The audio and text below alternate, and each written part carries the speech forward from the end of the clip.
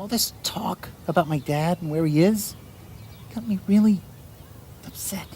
Oh, because your daddy's away? And you miss him? Yeah, but because of where he is, too. My dad's in jail. I love that Sesame Street, took a large step in the right direction in order to unveil, this hidden phenomenon. When it comes to how many children are affected, researchers like Dr. Bahia Muhammad are not 100% sure. Children of incarcerated parents are a hidden population.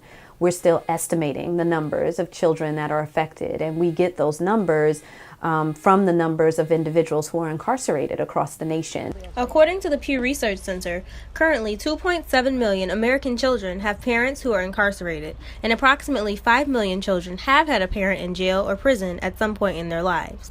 The removal of the parent or parents from the child's life has everlasting effects. Part of the problem starts with having the conversation with the children about the given situation of their parents. Adults, for some reason, we're kind of under this impression that the kids can't get it, and they do. Mother Karima Burgess has 3 children with fathers who are or have been incarcerated during her children's childhood. 2 out of the 3 children, I used to tell them that their father was in school.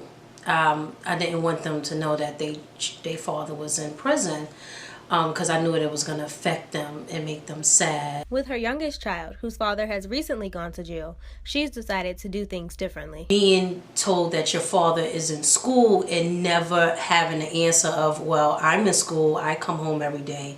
Why my father can't come home every day was a hard question to answer. And it affected them throughout their lives, so I decided to be truthful when my 11-year-old father went to prison. Children are often aware of what is going on around them, and hiding things from them can cause animosity, as Dr. Muhammad saw during an interview for her doctoral research. He's like, I know where my dad is, and this effing sucks. I'm going to make my grandmother's life a living hell. I'm going to fight every day in school so that she has to leave work. Why is she lying to me?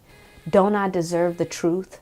Children as young as preschoolers can be made aware of their parent being incarcerated, depending on their emotional maturity. Developmentally, you would have to identify where that particular child is and determine how you want to go about discussing it. Burgess has seen recent changes in her son's behavior since his father's incarceration. He became isolated, he became defiant, more vocal. He went from a submissive child to now a very angry and vocal child. Burgess's 17-year-old daughter, Jamai, had similar effects as a result of her father being incarcerated when she was a young child. I had a lot of anger problems, and I got suspended a lot. I got in trouble at home a lot. Punishments, I say punishment was my middle name. Rashawn Hernandez's father went to prison when he was 1 year old and served 26 years. As a result, Hernandez experienced some of the same anger. It was at points where I used to say, I don't feel sorry for him. I think he should be there because of what he did. Despite the anger Hernandez may have felt, he was still affected by his father being in prison. I think the most important thing I missed out on was just the bond that me and him could have had. We never got to develop a father-son bond. Rashawn's father, Jose Hernandez, spent 26 years in prison. His whole life, everything. From that first step, from, calling me daddy, holding him, putting him to sleep, playing baseball, sports, hobby. Everything in life, you lost everything. 24-year-old Yasmin Arlington is the founder and executive director of Scholarships. Her father has been in prison almost all of her life. And then in elementary school, we used to have a father-daughter dance. It used to tear me apart because it was just like, well, I can try to bring my uncle, I can try to bring my grandfather, maybe, but I cannot bring my father. After a brief stint in prison, 20-year-old Kwesi Nix faces up to 30 years and has a young daughter. I miss my daughter Thanksgiving, her first Christmas, her first New Year's. And that wasn't, it feel like, I wish I could have been there for those.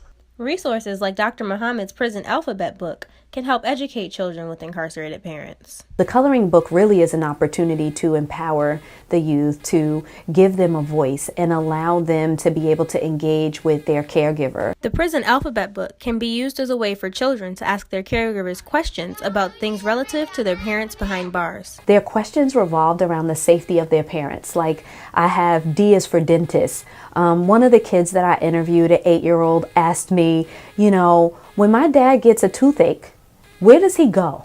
And when these children grow up, programs like Scholarships, a nonprofit organization that was founded in 2010, can help them pay for college. At that time, I was a junior in high school. One day we were sitting in the dining room and my grandmother said, Yasmin, there are thousands of scholarships out there, but I don't see any scholarships for youth with incarcerated parents. So that was the aha moment. Although Arrington's father has been in prison most of her life, she didn't let that stop her progress. I encourage young people to use that as motivation to break out of cycles of poverty, cycles of incarceration, and to really excel. Being a child of an incarcerated parent can be just as stressful and traumatic as witnessing domestic violence or divorce. These children lose their parents in their critical developmental years, a time where the foundation is being laid for the rest of their lives. For Howard University's NewsVision, I'm Jamai Harris.